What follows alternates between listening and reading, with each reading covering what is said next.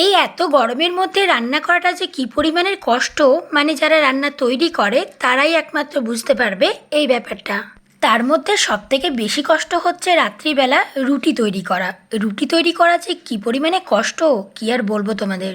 গ্যাসের সামনে দাঁড়িয়ে ওই গরমের মধ্যে রুটির তরকারি তৈরি করা ভীষণ পরিমাণে কষ্ট।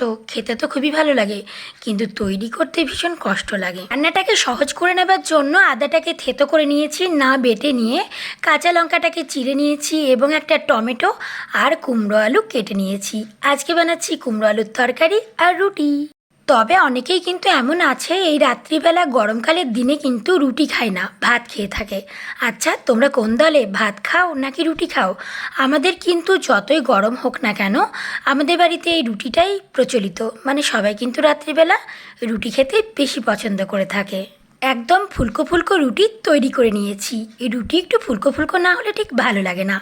লুচি বলো বা রুটি বলো, একটু ফুলকো ফুলকো হলে খেতে বেশ বেশি ভালো লাগে। এই রুটি তরকারি করা আমার মোটামুটি কমপ্লিট হয়ে গেছে। এখানে একটু মটন ঘি দিয়ে দিয়েছি রুটিতে, যাতে খেতে একটু বেশ ভালো লাগবে। মটন ঘি দিয়ে রুটি খেতে তোমরা কে কে ভালোবাসো বলো তো?